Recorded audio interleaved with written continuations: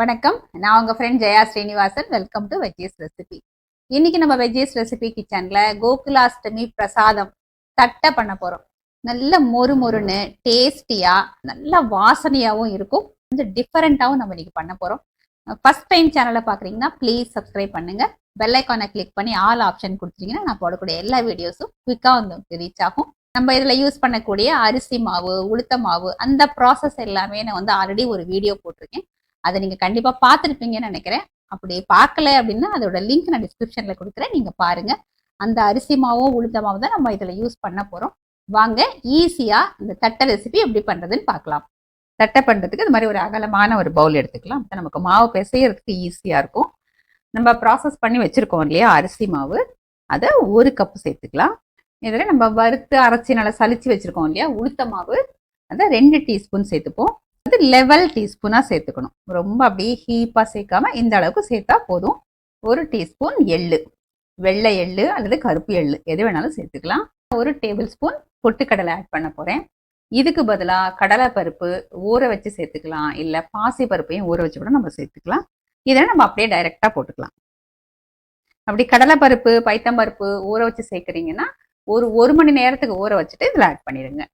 Room டெம்பரேச்சர்ல இருக்கிற வெண்ணெய், அதாவது ஃப்ரிட்ஜ்ல இருந்து நம்ம முன்னாடியே எடுத்து வெளியில வச்சிடணும்.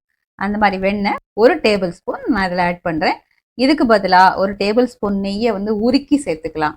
எண்ணெய் நல்லா சூடா காய்ச்சி நம்ம அந்த குழம்பு கரண்டி இருக்கும் இல்லையா, அந்த கரண்டியால 1 கரண்டி கூட நம்ம ஆட் பண்ணிக்கலாம். வெண்ணெய் சேர்த்தோம்னா நல்லா வெண்ணெய் வாசனையா நல்லா இருக்கும்.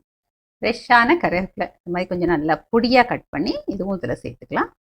இந்த மாதிரி கருவேப்பிலை சேர்க்கறதுனால இது நம்ம பொரிக்கும் போது நல்லா வாசனையா இருக்கும். பொரிச்சதுக்கு அப்புறம் கூட இந்த கருவேப்பிலையோட வாசம் தட்டையில் அவ்வளவு நல்லா இருக்கும். இப்போ ஒரு மிக்சி ஜார்ல ஒரு 2.5 டேபிள் ஸ்பூன் தேங்காய் துருவல் ஆட் பண்ணிக்கலாம். இதுல ஒரு 4 காஞ்ச மிளகாய் சேர்த்துக்கிறேன். நீங்க காரத்துக்கு தகுந்த மாதிரி சேர்த்துக்கோங்க. 1/4 டீஸ்பூன் மஞ்சத்தூள் சேர்த்துக்கலாம். மஞ்சத்தூள் சேர்க்கறதுனால தட்டையோட நிறம் வந்து ரொம்பவே நல்லா இருக்கும். இந்த தட்டைக்கு தேவையான அளவு உப்பு, நான் கல்லுப்பு சேர்த்துக்கிறேன், நீங்க சால்ட் கூட சேர்த்துக்கலாம்.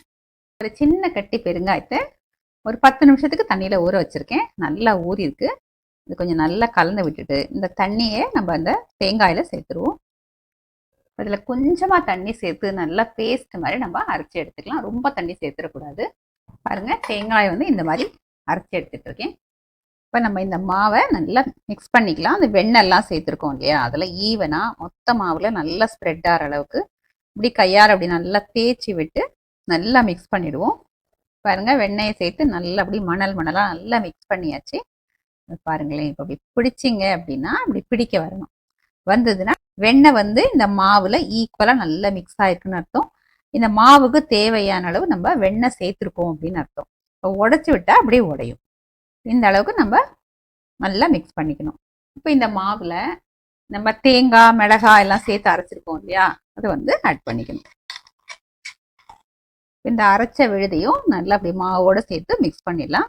அதுக்கப்புறம் நமக்கு எந்த அளவுக்கு தண்ணி தேவையோ அதை நம்ம சேர்த்து நல்லா சப்பாத்தி மாவு மாதிரி நம்ம பிசைஞ்சிக்கலாம்.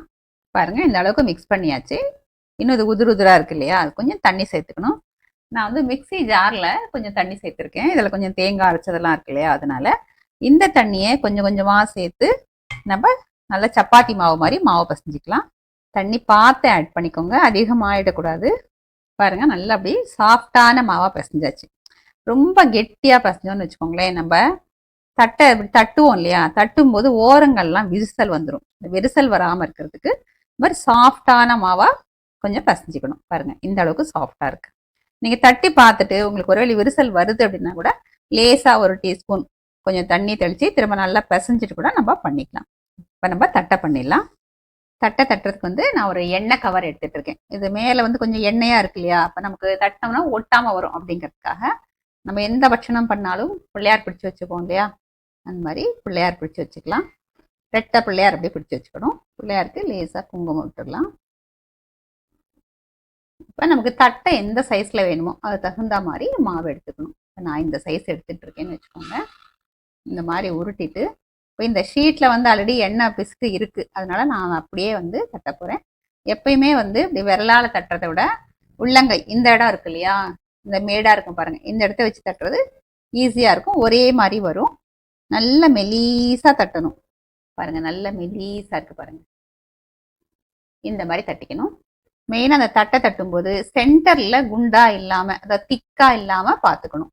இதே மாதிரி எல்லா மாவையும் நம்ம தட்டிக்கலாம். ஒரு 5-6 தட்டிட்டு எண்ணெயில பொரிச்சுக்கிட்டே நம்ம தட்டிக்கலாம். நார்மல் ஷீட்னா நம்ம கொஞ்சம் எண்ணெய் தடவிக்கணும், இல்லை பட்டர் பேப்பர் எதை வேணாலும் நம்ம எடுத்துக்கலாம். அப்படியே உள்ளங்கையால இப்படி தட்டிக்கணும். ஃபுல்லா தட்டி முடிச்சுட்டு நான் உங்களுக்கு காமிக்கிறேன். ஒரு 4 தட்டு தட்டியிருக்கேன் பாருங்க. மாவு நம்ம கரெக்டா பிசைஞ்சதுனால ஓரமெல்லாம் வந்து விரிசல் விடாம நீட்டா வந்திருக்கு பாருங்க.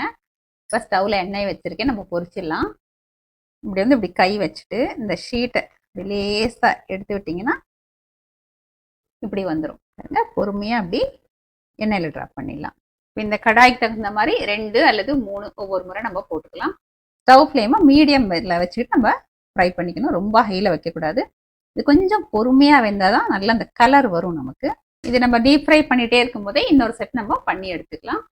பாருங்கள், சத்தம் நல்லா அடங்கியாச்சு, நல்லா பொரிஞ்சிடுச்சு அப்படின்னு அர்த்தம். பர்ஃபெக்டாக இருக்குது. நல்லா அப்படி எண்ணெய் வடி விட்டுட்டு நம்ம எடுத்துக்கலாம். சவுண்டே நமக்கு நல்லா தெரியுது எந்த அளவுக்கு நல்லா மொறுமொறுப்பாக இருக்குன்னு. இப்போ அடுத்த செட்டு இதே மாதிரி போட்டுக்கலாம். எல்லா தட்டையும் நம்ம பண்ணி முடிச்சாச்சு. இப்போ சுவாமிக்கு நைவேத்தியம் பண்ணிடுவோம். தட்டை பர்ஃபெக்டாக ரெடி ஆயிடுச்சு. கிருஷ்ணருக்கு நைவேத்தியம் பண்ணியாச்சு. வாங்க பிரசாதம் எடுத்துக்கலாம். தட்டை பாருங்க, ஒரே மாதிரி திக்னஸ்ல இவ்வளோ பர்ஃபெக்டாக வந்திருக்கு. ஓரங்கள் வந்து இந்த விரிசல்லாம் விடாம ரொம்ப அருமையா இருக்கு.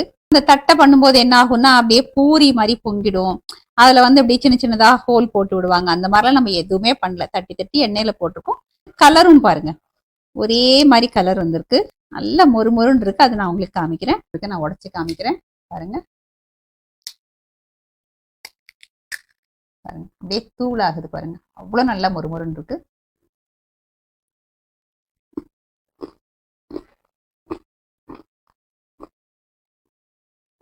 எவ்வளவு நல்லா மொறுமொறுன்னு இருக்கு பாருங்க.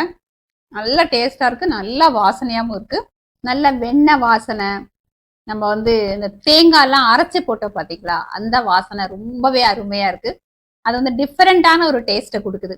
கண்டிப்பா நீங்களும் வந்து இந்த தேங்காயை அப்படியே சேர்க்காம நம்ம மிளகாய் தூளுக்கு பதிலாக மிளகாயும் தேங்காயும் அரைச்சி போட்டோம் பார்த்தீங்களா, அதே மாதிரி போடுங்க.